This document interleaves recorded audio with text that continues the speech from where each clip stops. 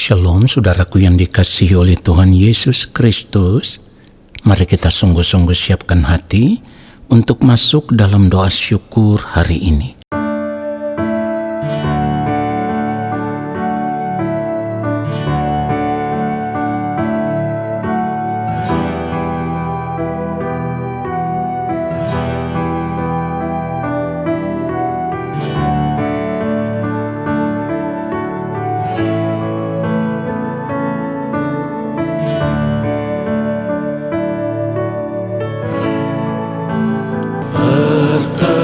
Perkenankan hamba-Mu, ya Bapa, masuk dalam hadirat-Mu yang kudus. Perkenankan hamba-Mu, ya Yesus, sujud menyembah dalam kekudusan.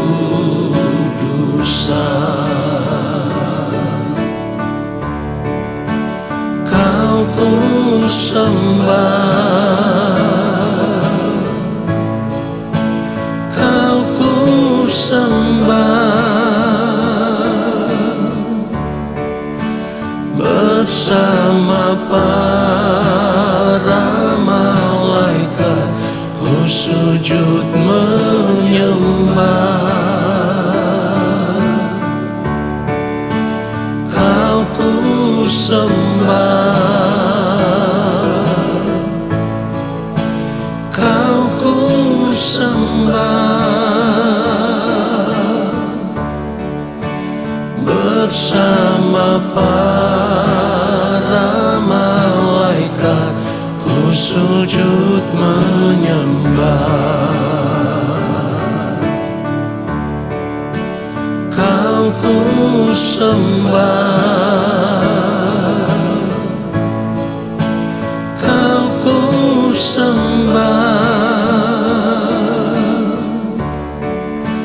bersama para malaikat ku sujud menyembah.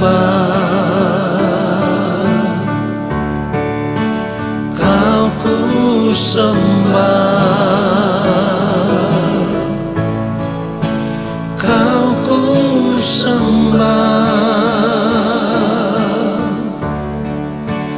bersama para malaikat ku sujud menyembah.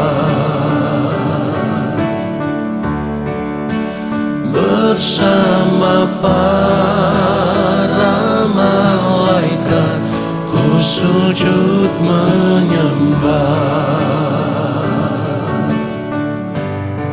Sujud menyembah.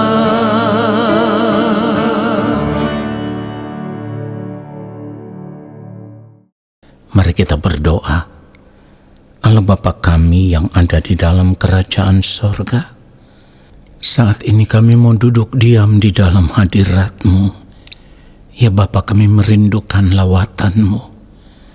Jamahlah setiap kami pribadi lepas pribadi.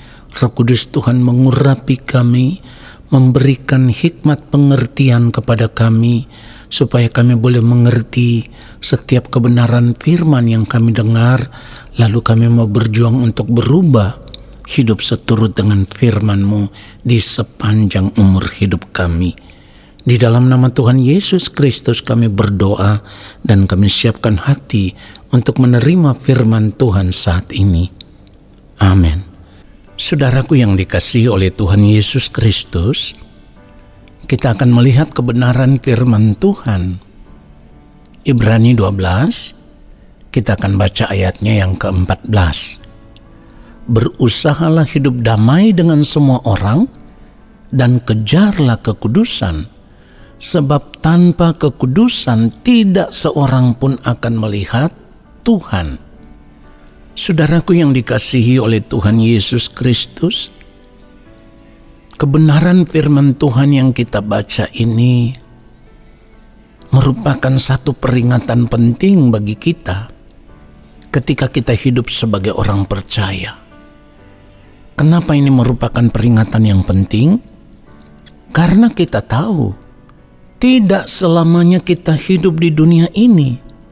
Kita hidup di dunia ini hanya sementara, dan firman Tuhan juga berkata bahwa masa hidup kita hanya 70.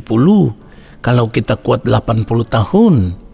Itu artinya sangat singkat sekali masa hidup kita di dunia ini. Perhatikan itu saudaraku. Dan ketika kehidupan kita di dunia ini berakhir, maka kita tidak dapat menolak apa yang disebut sebagai kematian, saudaraku. Persoalannya adalah kematian yang kita alami itu bukan akhir dari segala-galanya. Perhatikan itu. Bukan akhir dari segala-galanya.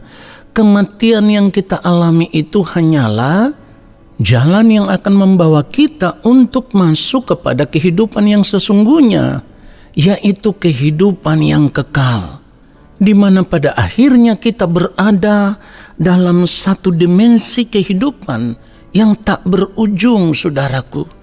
Perhatikan itu. Nah, persoalannya adalah di kehidupan yang kekal ini ada dua tempat yang hendak kita tuju. Yang satu adalah tempat di mana kita akan bisa menikmati kebahagiaan hidup yang kekal. Di sana tidak ada lagi tangis dan air mata, tidak ada lagi penderitaan, tidak ada lagi duka cita. Tempat itu adalah kerajaan Allah Bapa di sorga. Dan tempat kekal yang lainnya adalah tempat yang digambarkan oleh firman Tuhan, di mana di sanalah akan terdapat ratap dan kertak gigi. Artinya tempat di mana akan terdapat penderitaan yang sangat dahsyat, penderitaan yang sangat luar biasa. Dan penderitaan ini tidak pernah berakhir, karena sudah berada dalam dimensi waktu yang kekal. Tempat ini adalah api neraka, saudaraku. Tentu ketika kita hidup sebagai orang percaya, kita tahu tempat kita ada di dalam kerajaan sorga. Oleh karena kasih karunia yang kita terima di dalam Kristus Yesus, itulah yang akan membuat kita diterima di dalam kerajaan sorga. Tidak ada yang bisa membantah kebenaran ini, bahwa ketika kita menerima kasih karunia Allah, itu berarti kita akan diterima di dalam kerajaan sorga. Tetapi yang perlu kita sadari, sorga itu tidak gratis. Artinya setelah menerima kasih karunia Allah di dalam Tuhan Yesus Kristus, firman Tuhan katakan kita harus tetap mengerjakan keselamatan itu dengan takut dan gentar. Tujuannya supaya ketika kita berada di balik kematian nanti, kehidupan kita ditemukan berkenan di hadapan Allah Bapa di sorga. Jadi sekalipun kita sudah percaya kepada Yesus, itu bukan berarti semuanya sudah selesai. Lalu nanti ketika kita berada di balik kematian, dengan gampangnya kita akan masuk atau kita akan diterima di dalam kerajaan sorga. Tidak seperti itu. Selama kita masih hidup di dunia ini, kita harus berusaha. Perhatikan itu. Berusaha untuk apa? Berusaha supaya sepanjang hari-hari hidup kita, kehidupan kita harus ditemukan dalam keadaan yang benar-benar berkenan di hadapan Allah Bapa di sorga. Kehidupan kita harus ditemukan dalam keadaan yang benar-benar kudus, seperti Allah Bapa di sorga yang adalah kudus. Itulah kenapa firman Tuhan katakan begini, kuduslah kamu sebab aku kudus. Artinya, kalau kita tidak ditemukan ada di dalam keadaan kudus, maka kita tidak bisa bersama-sama dengan Allah Bapa di sorga. Karena Allah tidak bisa tinggal bersama-sama dengan segala sesuatu yang tidak kudus. Dalam hal ini, Allah tidak bisa tinggal bersama-sama dengan sesuatu yang merupakan kekejian atau kenajisan di hadapan Allah Bapa di sorga, saudaraku. Itulah kenapa firman Tuhan yang kita baca di awal tadi Dimulai dengan satu kata, berusahalah. Perhatikan itu saudaraku. Kalimat lengkapnya seperti ini. Berusahalah hidup damai dengan semua orang dan kejarlah kekudusan.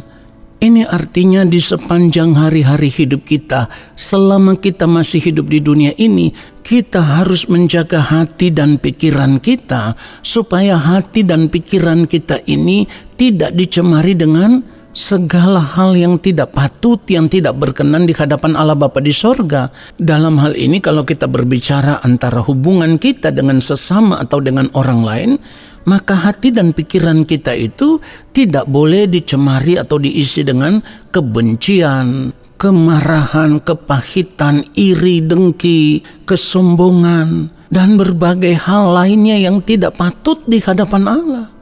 Jadi kita harus menjaga hati dan pikiran kita itu mulai dari sikap kita, gerak pikiran kita, ucapan kita, tindakan kita, tingkah laku kita, seluruh perbuatan kita. Semuanya itu harus benar-benar mendatangkan kedamaian antara hubungan kita dengan orang lain. Dari sinilah kita mulai belajar untuk mengejar kekudusan hidup itu. Karena bagaimana mungkin kita bisa mengejar kekudusan hidup kalau terhadap orang lain saja hati dan pikiran kita penuh dengan iri, dengki, kebencian, kemarahan, dendam. Saudara perhatikan itu. Kalau hati kita dikotori dengan hal-hal seperti itu, kehidupan kita bukanlah kehidupan yang kudus. Padahal firman Tuhan katakan kita harus mengejar kekudusan. Tujuannya apa?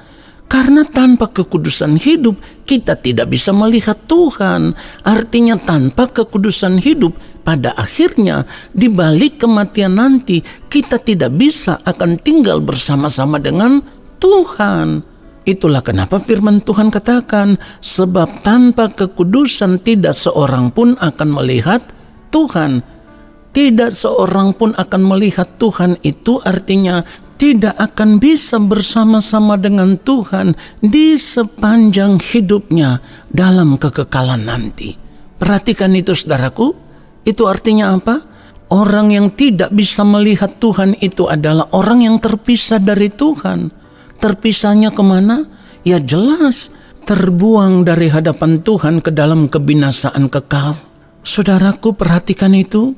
Dan tidak ada seorang pun yang bisa menolak akan hal ini.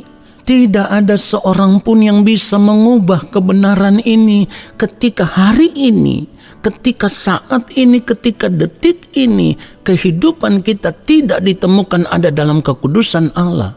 Lalu dengan tiba-tiba waktu Tuhan jatuh ke atas kita, maka seperti yang firman Tuhan katakan, waktu Tuhan jatuh ke atas kita seperti suatu jerat.